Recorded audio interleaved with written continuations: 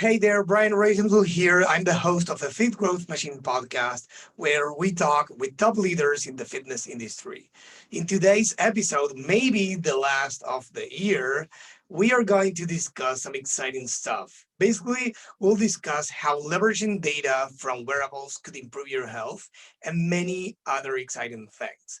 But before going there, let me tell you that this episode is brought to you by BSR Digital. BSR Digital helps you uh, scale your brand to the next level through Facebook, Instagram, and Google Ads. BSR Digital knows that most e-commerce brands want to grow their sales, but they lack a solid plan and professional team to help them succeed.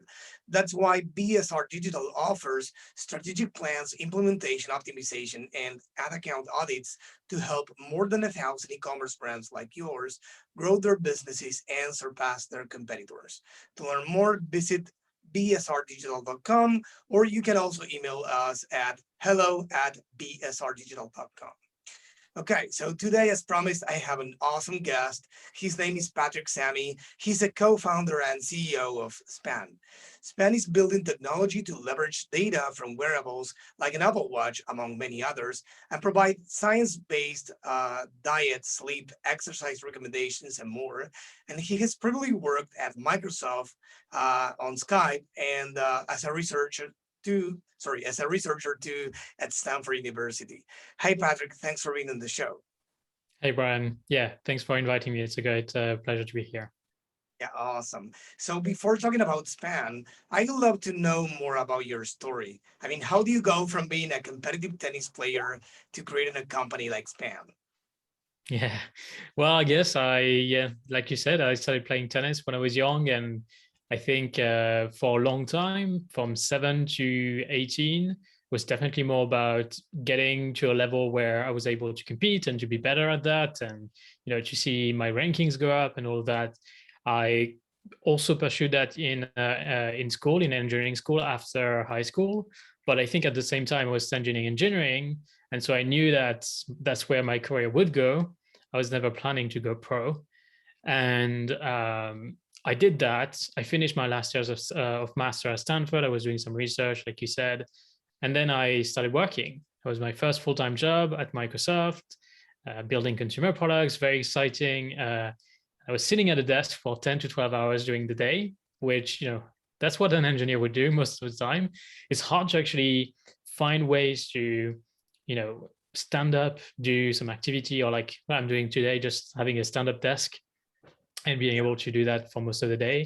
And so I think my lifestyle changed a lot, but also the things I was doing in the past were allowing me to maintain a good level of physical fitness. So I felt like, I looked the same, my weight was the same, my body fat percentage was the same, but I wasn't waking up every morning with the same energy levels, and my mental clarity, my performance during the day, generally speaking, was not the same. And that's what led me to understand that actually, when you look physically fit, it doesn't necessarily mean that you're healthy, and there's a difference. And there's a common element, but at some point, when you start seeking what improves your health, you diverge from the things that improve your performance, like how long you can play a game and how much you'll perform at that game, and all these aspects. So I guess I kind of applying the same mindset of seeking performance, but to my health. And that's something that I don't necessarily think it completely exists right now. I think it's a new trend, but a lot more people are interested in this trend of like looking at your health, but looking at it as like something you need to perform at, basically. And the goal is obviously being more productive during the day and being super sharp on calls, and do a lot of podcast recordings and be super sharp on the podcast. But also, I think, be able to recover from a long, stressful day of work and have like a great night of sleep, and the next day be ready to tackle the day. So yeah, I think that's kind of what led me to, how the tennis journey kind of created that idea that health was important in a different way. And then weirdly, the mindset is kind of the same, but just applied to a different topic. Yeah, I mean, that's interesting because I personally go, or used to go, to be honest, to the nutritionist like every month, right? And it was like an exam, right? And a test for me because I was expecting that day on my calendar. I knew I had to like keep up with the loss, with the weight loss or whatever was my goal. But that's not all. I mean, it doesn't end there. You say you're fit, you're in shape, but then you feel that you're not doing your best uh, at your job, or you're not mentally fit, as you said. So there's more to it. So that's interesting because I haven't thought of that before. I knew like I was doing all there is, or all there was to actually be fit, and there's way more. So how can people identify those symptoms? What are those symptoms? Yeah, I mean, sometimes I think what's interesting to understand is that this is a very new topic in science, this intersection of great quality of life, daily performance, and longevity, and how you maintain that quality of life for as long as possible in your life. So you can perform great today, but also when you're 40, 50, 60, until you finish working it, but even after, like still be physically active. And for everything that has to do with your lifestyle, specifically, I don't think we've done a lot of research. It's something that's fairly new. And so there's a lot of things coming up where people research the effects of specific interventions on your sleep, on your diet, and all these things that apply to those specific goals of performance and longevity. And before, we applied things to, you know, weight, losing weight. I mean, there was a focus for a long, long time. And then we talked about cholesterol. And I think cholesterol became the one thing that everyone should, avoid in food and so on. And now there's like other things. And I think we're on the verge of moving to metrics that are able to make a significant difference in your longevity, but that are also measurable at home without doing a blood test, and that you can have continuously, which is exciting, which means that you can measure a number of things like your heart rate variability, how ready you are for the day, and how ready you are to take stressful events, whether it's physical stress or mental stress. Um, your heart rate in general, which is a good measure of general fitness, but then also like your sleep and all the details of your sleep, your deep Yep. sleep, your REM sleep, which REM sleep is super important to be sharp during the day. It's where you consolidate all the information from the day. You have like these specific lucid dreams, and that's the more REM sleep you are, and it's proven now with studies, the sharper you are during the day, the more flow and continuous focus you can have during the day. So that's one of the things that's super important. And we can finally measure those at home. Before you needed like, maybe you could do that at home, but you needed a medical grade machine. Now I have this ring on my finger, it measures my REM sleep.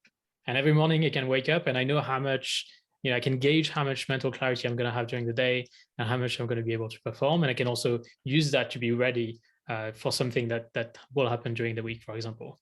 Awesome. And so it's less about the symptoms and like it's more about the variations and how you get more consistency in getting those numbers being great, which will reflect in you can concentrate for longer during the day and you feel less tired, you have better energy levels. When you do eat lunch, you don't crash after, like at 2, 3 p.m. where you feel tired and you kind of have to take a nap. Yeah. So, and it's tricky because the nutritionist will have only that one marker before, which is weight, and you aim for that, but that doesn't necessarily reflect how you feel on a daily basis. Yeah, So I think that's what's interesting. yeah, it's true because I think we were talking about that in the before I hit record, that being healthy, it's important for every aspect of your life. It's not only being thinner or the level of cholesterol, all stuff.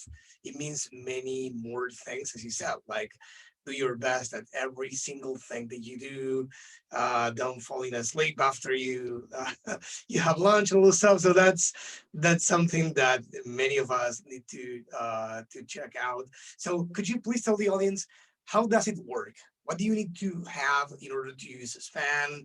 What's the benefit of using it? What kind of information do you see there? And how can it help people? Yeah, I think to preface that, there's a lot of devices that emerged in the last 5 years. And these are mainly the Apple Watch 5, 6, 7 now, the Whoop strap, the Oura ring, the one I'm wearing now.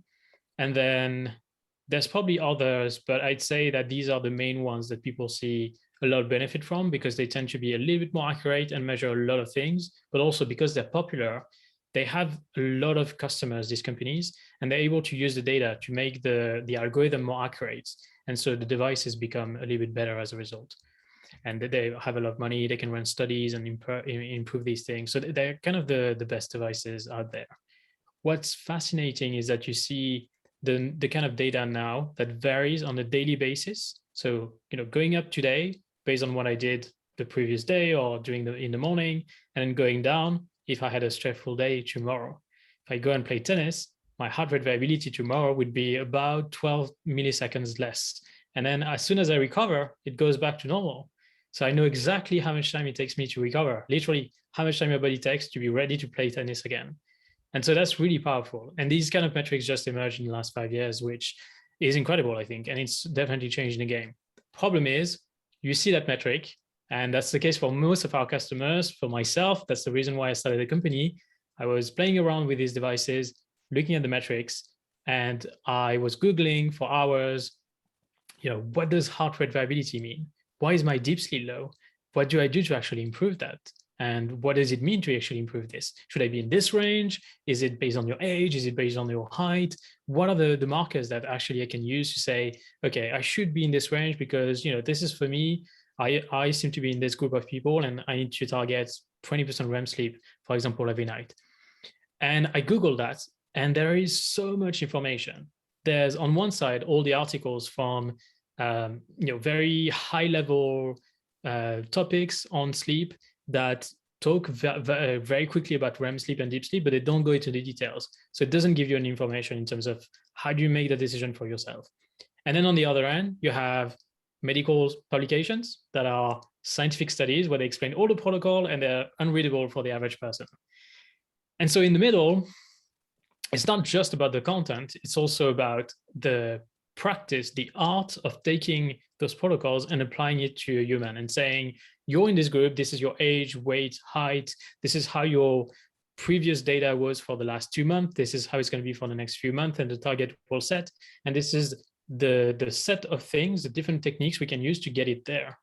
And so basically what we're doing on Span is answering that question. What should I be doing this week to be able to improve those numbers that I'm interested in? And so the first part is you come in, you connect your devices. And so the minimum we require is an Oura ring, a Whoop strap, an Apple Watch 567, an 8 sleep bed, and Garmin, we're starting to support. We're kind of building more, but that's kind of what we support today. If you have a Levels CGM or any other CGM on the market, we can support that too. And if you've done a 23andMe DNA test in the past, we can also connect to that and use that information as well. What we'll do is we'll look at all of that. We'll match you with a health coach, and they'll be using our technology to essentially see the recommendations and learn from what you mentioned to them during your call. And they will actually match those recommendations with you. And they'll say, the system, the technology says, these are the top 3 experiments for you because you wanted to improve your sleep. And we diagnosed that the area we can improve the most, your low-hanging fruit, is deep sleep. So we'll set that up, and then we'll probably suggest the 3 recommendations, and we'll say, do you want to start this one? And it's going to be doing progressive muscle relaxation for 5 minutes before, when you're in bed, before falling asleep. And so we'll do that consistently for 2 or 3 weeks. And we don't use the data to just say, this is what you should do. We also use the data to then measure how that change has worked or not worked, how much it's worked, and what we should be doing next. Maybe it's working so well that we should try 5 minutes and we should try 10 minutes and different things to see what is really working. Maybe it's not working and we'll move on to something else like non-sleep deep rest during the day, which is a form of like napping without really napping. It's just taking a break and in a way that you meditate and allow your heart rate variability to recover. So there's a lot of different experiments we can use this way. And what we'll do is that every 2 or 3 weeks, we'll measure how much you were successful with that one experiment. So progressive muscle relaxation, for example. And then based on how that performed, we might say, okay, let's keep it. Let's add it to your habits. Let's do it every day because it seems to be working really well. And actually you're sleeping 20% more, or your deep sleep is increased, and all of these things are positive. Or in that case, we move on to the next experiment and we say, okay, let's try something else. Maybe we'll focus on, again, your sleep because there's more things to improve. Or maybe we'll move to nutrition and start working on your glycemic variability because you seem to be tired during the day based on when you eat, or you seem to be sleeping less well when you eat a late dinner. So you could be in a group of people that can benefit from adjusting the timings of things. And for me, one of the things I did recently is simply morning light exposure. I wake up, I open the window, I go outside for 2 minutes and I look at the sky, just looking at the light. And one of the things that surprised me when one of the scientists that we listened to on the podcast called Dr. Andrew Huberman, he described it as this is the way your body adjusts your internal clock. And so if you're exposed to light as soon as you wake up, it knows that this is exactly the time where you should start the day. And therefore, it's starting to secrete this hormone called melatonin that you release, it's held in your body for the entire day when you see the light, and it's released when you see less light. So if I turn off the lights now for a few minutes, it starts to release it. And I know that it's time to go to sleep, basically. And so it releases melatonin, which creates this sensation that you want to fall asleep. So setting this rhythm and using what you can control in your environment to set this rhythm every day, rather than waking up, staying in bed for 30 minutes and in the dark, and setting that kind of jet lag for yourself. Going outside and exposing yourself to light will actually improve that. So when I heard this hypothesis from this scientist, he had like studies that showed that it's improving it, but I didn't know if it was going to work for me. So I tried it on Span and actually set that up, and I could see the clear graph. I actually posted it on my Twitter if anyone wants to look, and you can see the clear improvement of plus 15% on my variability in general. I mean, this kind of stuff amazes me because most people, including myself, of course, in the past, try super aggressive or aggressive things, or relevant things to change their lives. They stop eating at all. They stop eating, I don't know, carbs. They stop eating, like, some, they don't go to any doctor. Some they go to a doctor, but they don't track, they don't measure. And with these minor changes, sometimes, and the right ones, not just any minor, but the right ones that you need, such as sunlight exposure for 2 minutes a day as soon as you wake up. I'm amazed by the results you can get out of that.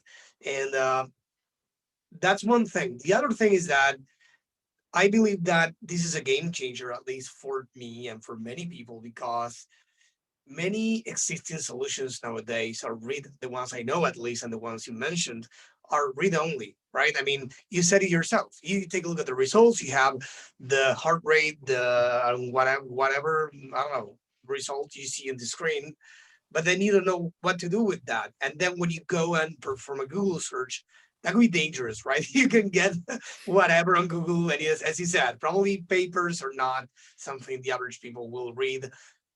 We won't even bother, I think, performing a Google search about what we see on an app. We can say, oh, I don't know if this is accurate or not. I mean, this is an app after all, and we can easily disregard what we see, or actually do nothing, or do the wrong thing.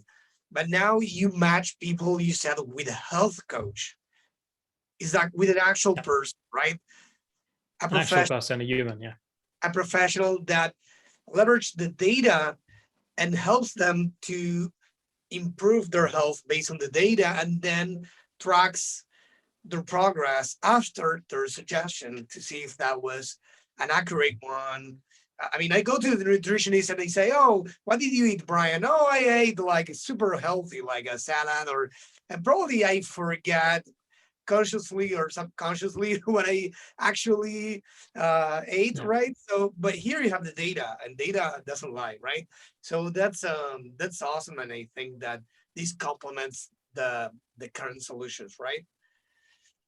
Exactly. I mean, that's the goal. I think there's so much to unpack in what you said, but I think that's the data is definitely something that helps people drive better behavior.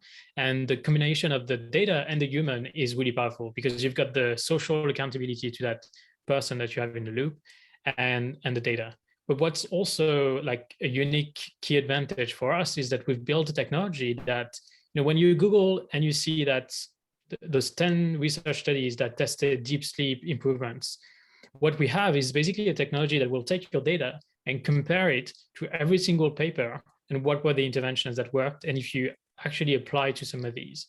So if you were in a group of people who benefits from this kind of intervention, there will be a match and the coach will see that. So that's how they're able to really quickly make those recommendations without spending hours doing the research every day for every member. And that's where I think that the technology today is based on the science, but as we evolve and we make more data that we generate from how people are running those experiments and how we can see that data from the wearables, we will be able to start predicting how those experiments are performing. And we can already see that it's the early days of building that system. We can see some of the statistics around how some experiments perform. And it's really fascinating because we're kind of generating our own data set now. It doesn't exist. There's a great data set for predicting if someone is going to end up in hospital within the next 2 weeks when they have diabetes, but there's nothing for us, like the healthy 30, 40, 50-year-olds who are just trying to prevent and make sure that when we're 60, we can go for a run, we can run a marathon, and we can be super healthy. So that's exactly what we're working on. And the last thing I'd say is what you said about the habits is super important, and making them super simple and as small as possible, and then implementing one at a time. I was going to tweet this in January, but I'll give you the exclusive. Okay. I think your New Year's resolution should just be one habit. One simple habit, not like a big thing. You shouldn't go like low carb or vegan and try this whole change in your life. You should just say, okay, I'm going to eat 2 days a week. I'm going to eat less meat, for example, if that's what you want to do. I'm going to eat less carbs 2 days a week. I'm going to try to do this, for lunch, for example. It's super simple, and just try to do it on top of an existing habit, and put a reminder there if you need, like put it on the fridge and it says lunch, no meat or no carbs, or whatever, and just try that simple habit and then build on top. Once you've succeeded in building one, just add another one on top of the existing ones. If you're brushing your teeth in the morning and you need to take your supplements, the best time to remember is probably to put the supplements next to the toothbrush, and you physically look at it and see it. And then, every time you're brushing your teeth, you're actually going to take that supplement. That's the concept from a book called Atomic Habits from James Clear. And it's a really, if you're interested in that, you should read the book.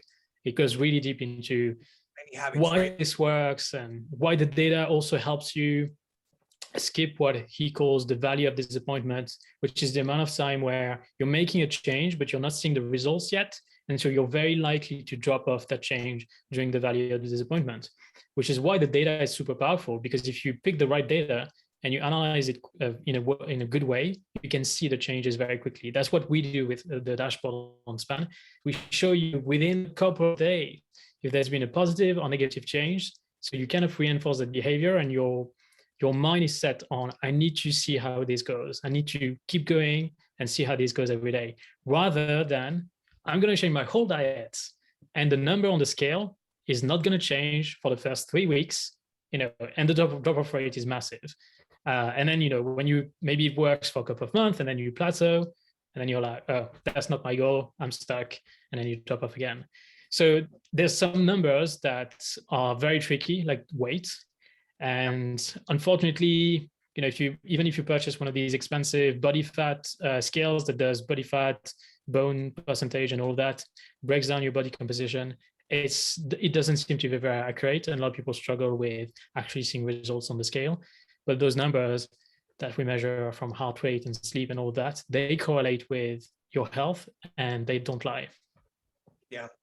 No, it's interesting. I need to read that one. I'm all about productivity. I love productivity habits, tips, advice, all stuff. I read one. It's probably more goal setting and not habits oriented, but it's the one thing, right? It's a really probably what has in common with what you said is focusing on one thing. So just by doing so, you don't need to focus on anything else, and that's what matters most to you. So that's I love like the what you said about focusing on one thing. We have also discussed in the previous episode with Craig Valentine.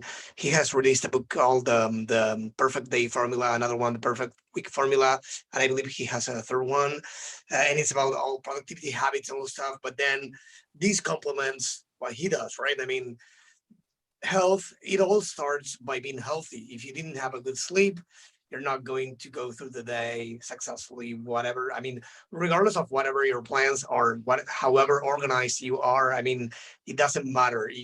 I mean, I have 2-year-old twins, and I haven't had a good sleep in a while. But in the first few months, I was like, I couldn't open my eyes during the day. It was like I was exhausted. So I kind of like I couldn't do anything like let's say anything that mattered a lot, anything deep, because I wasn't just focused. A lot of these things happen to people not only because they didn't sleep well, but because of many other things. And of course, a lot about this, and that's great that you help people with that. I might be a customer. I don't know. I need to get the wearable first, but I really want, because I love improving and let's say improving my health and my game. But going to a nutritionist after this recording, I learned that probably is one thing important, but it's not everything, right? And they will tell me, hey, you should lose weight, or you should keep keep your same, I don't know, weight. You should exercise more, you should eat less, but nothing else, right? Yeah. And we all need something else. And it's great that companies like yours are here for us. So looking about data, I mean, sorry, not looking, talking about data, why do you see it's important nowadays, and where do you see the future of data is going? Yeah, that's a great question. And I started earlier by saying these are the kind of data points that changed that we didn't have in the past that we now have. But if we take another step and you think like even 100 years ago, we weren't able to measure, your heart rate like we're able to now.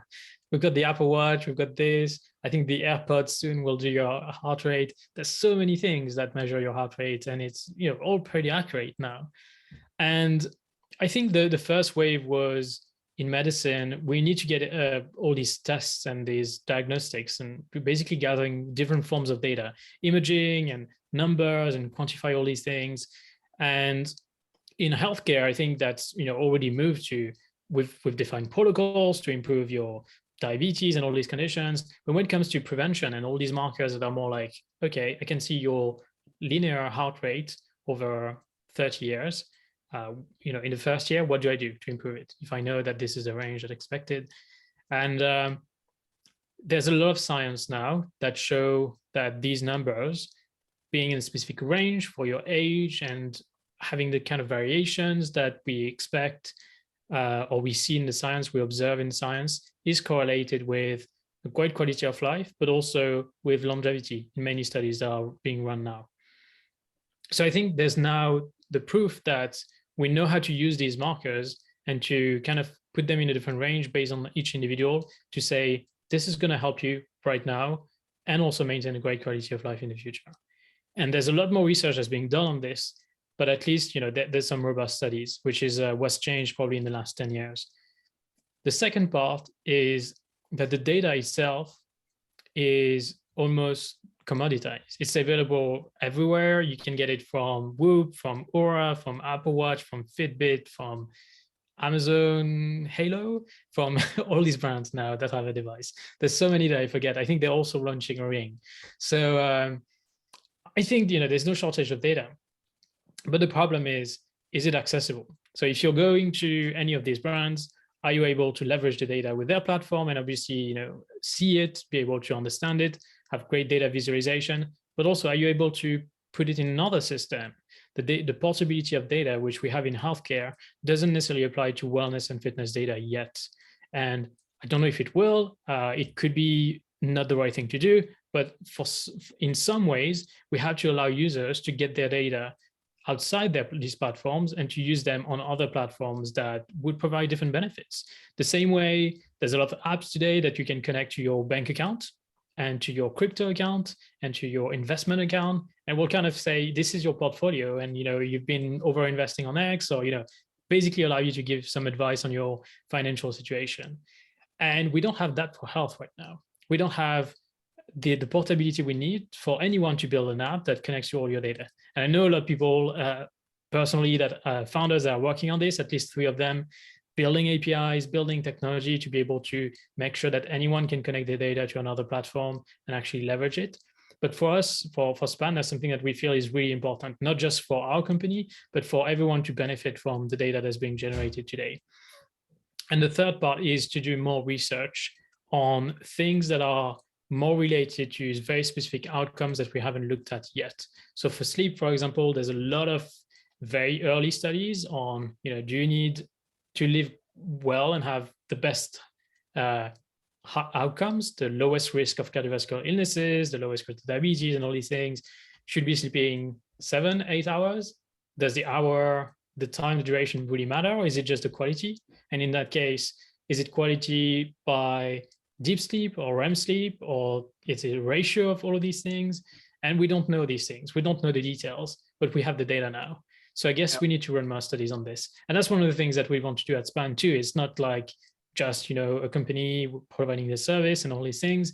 We also, as you know, we're going to raise a seed round right now. One of the goals is to set aside a small amount of money in the future that we can use for research partners and actually, sponsor studies where we would look at, let's say we've identified something with our data and we say, okay, we have the hypothesis that this is the ratio that we should research. Basically, we should run this on the 50 of our customers or people that sign up to a study, do this with a university partner that, professionally does this research, and run this with them. So we can actually help them get the data and demonstrate, what we want to show, whether that intervention is working, and if it's not working or working just for a subgroup of people, who's that subgroup of people and how can we identify this?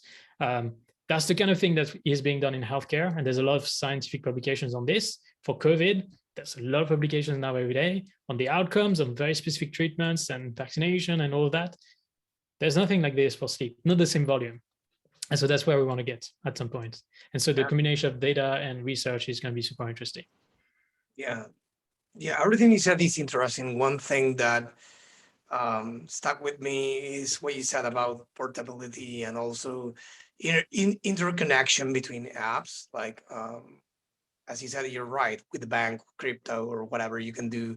I mean, a lot of fintech, is the boom of fintech, right? A lot of companies out there and solutions. But when it comes to health, sometimes it seems like I don't know, we live in, I don't know, in the 20s or the 30s or whatever, because we go to the doctor, let's say they don't know us, we don't know them.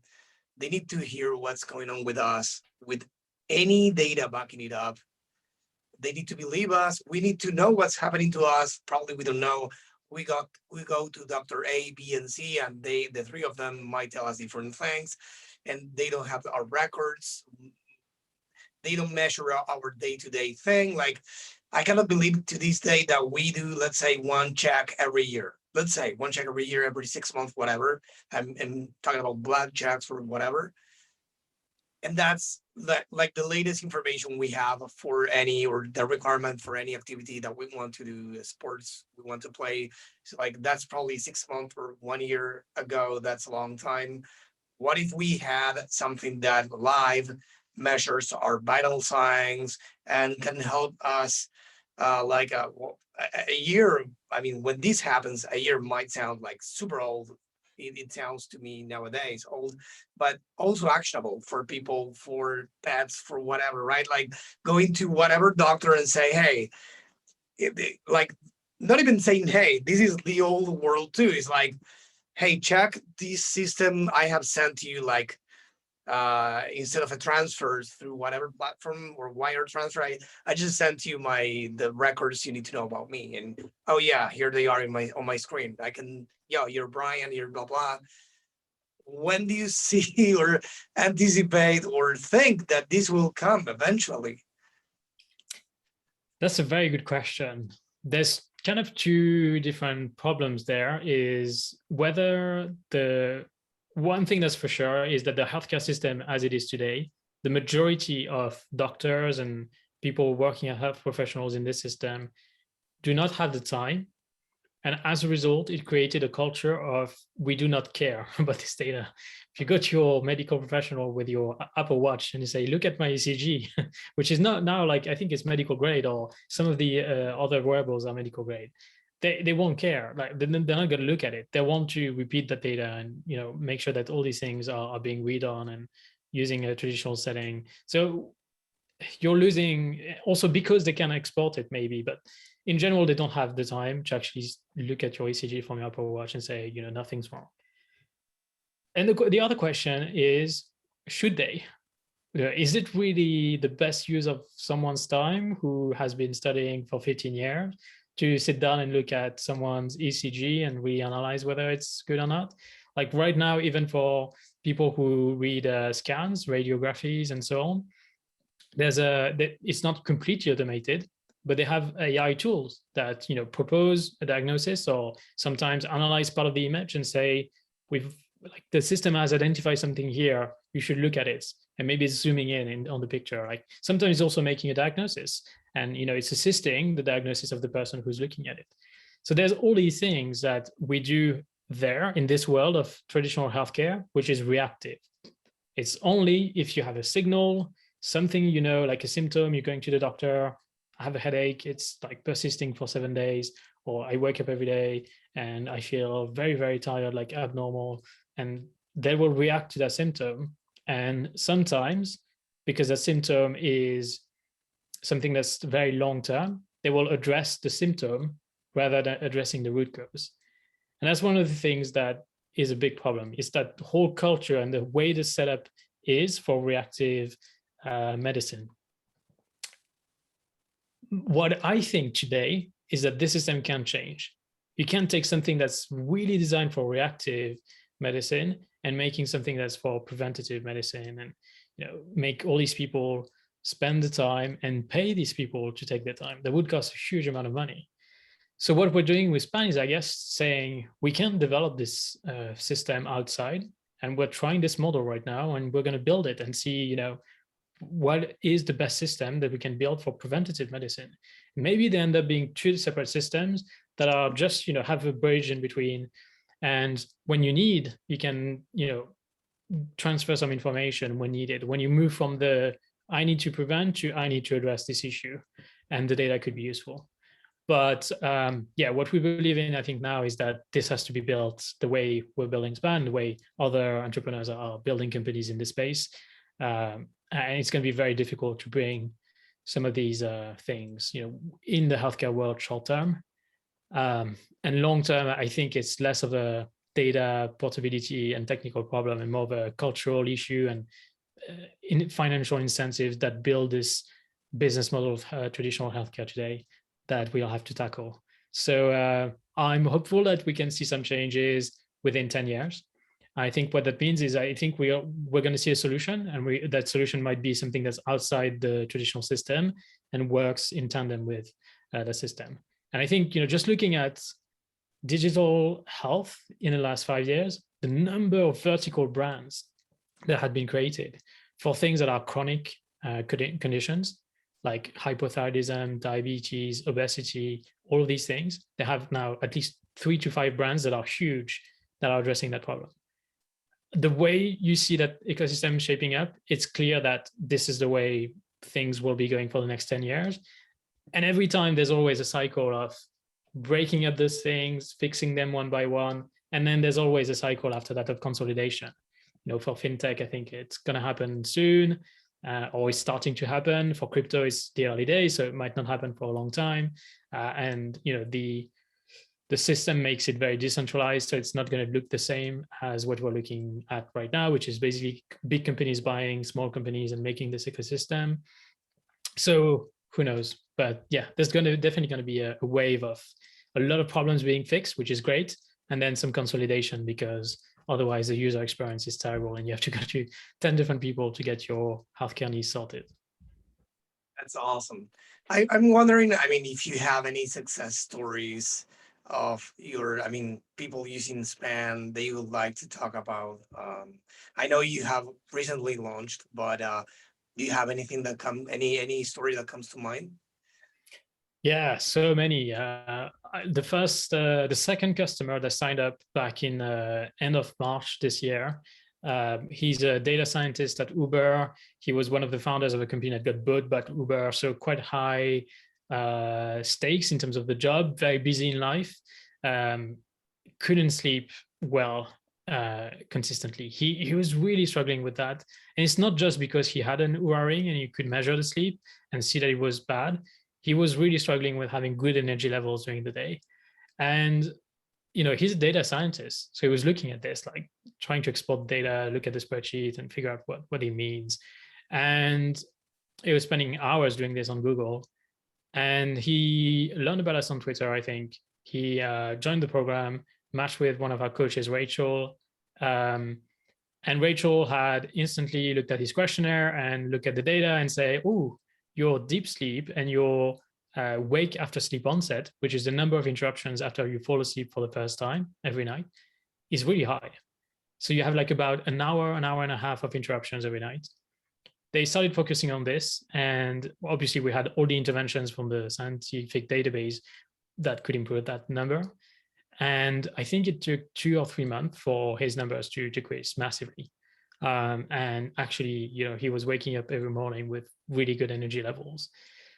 We've had someone who ran a marathon for the first time, a triathlon for the first time in Egypt, and they qualified for the World Championship, having worked a month with their coach on optimizing to be prepared for that race.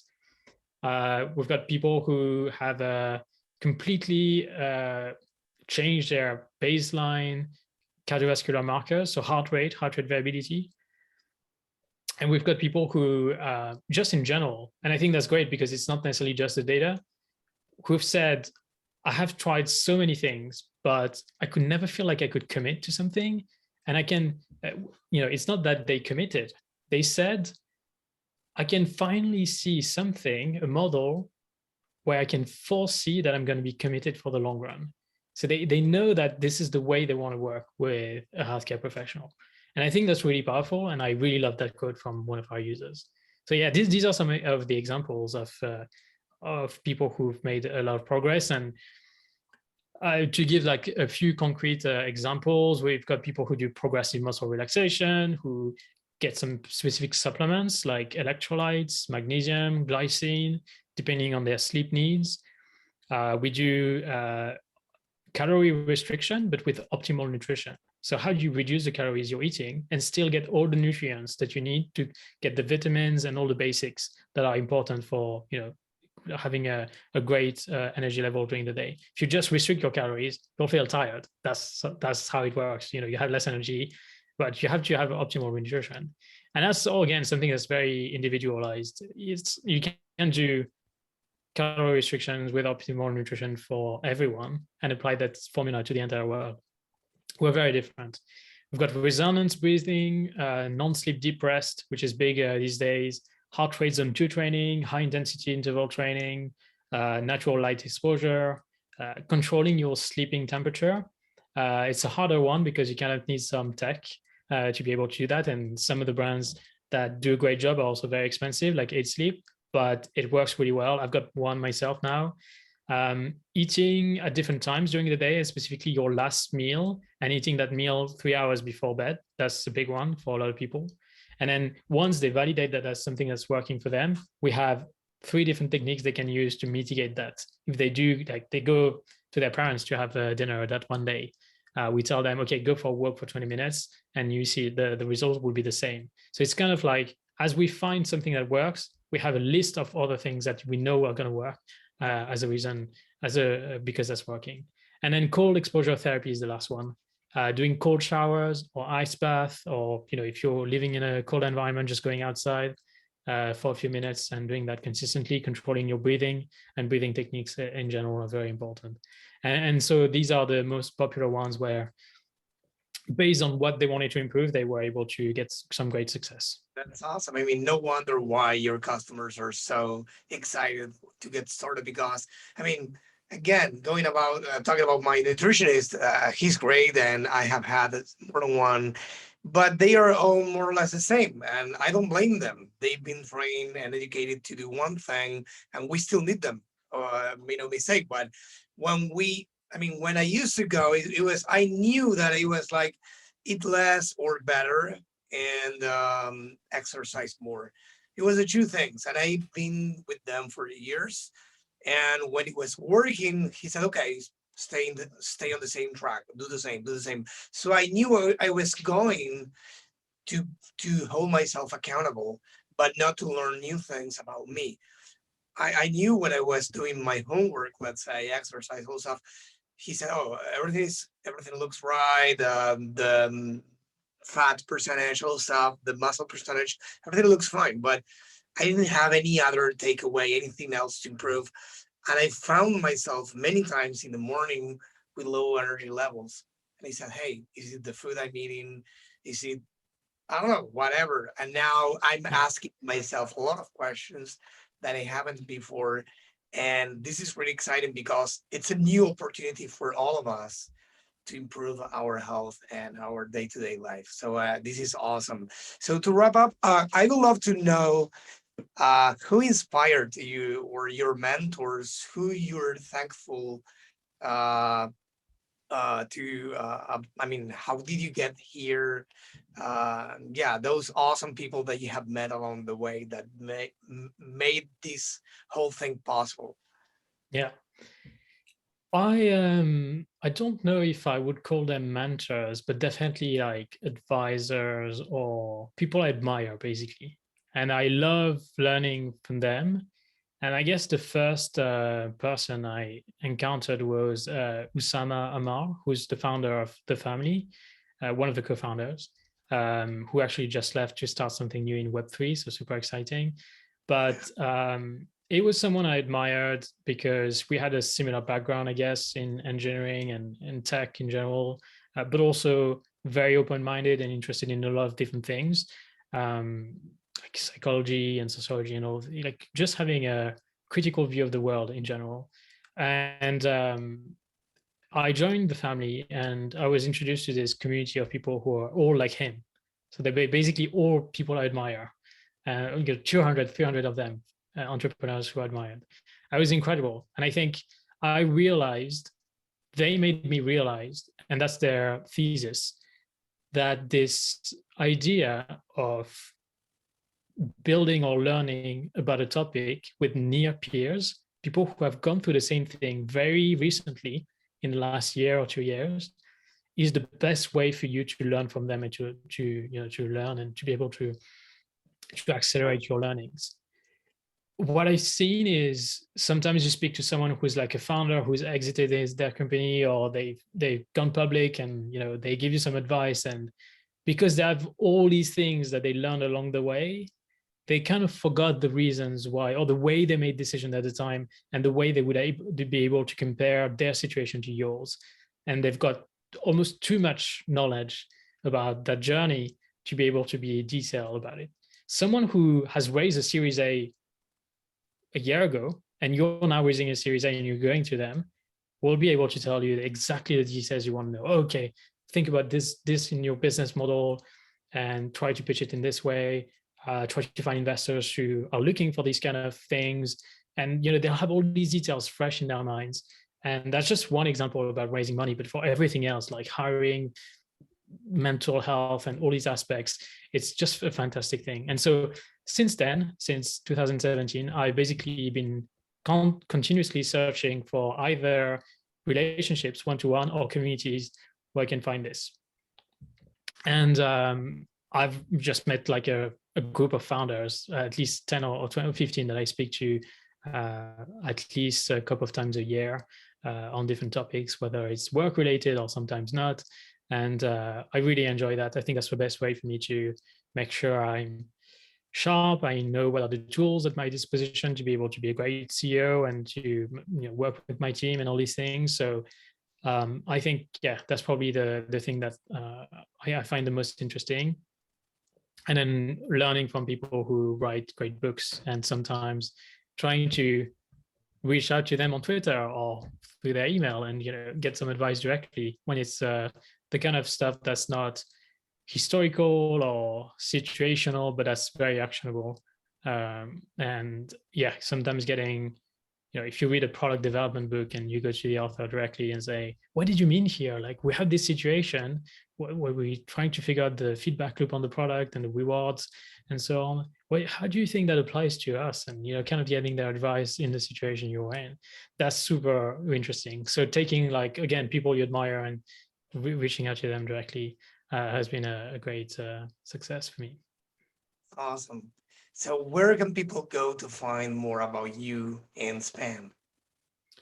Definitely Twitter or the main website. So the website is www.span.health. And my Twitter is at Patrick Samy, Samy. And the Twitter of Span is span_health. So yeah, definitely check it out. We are opening up. So if you request access right now, we'll probably send you the details to join the early access program first until you make it to the end of the waitlist. So if you're interested, we definitely have some capacity to have people join. Awesome. Patrick, thanks for being on the show. It was a pleasure to have you. Perfect. Thank you for having me. And yeah, it was a pleasure too.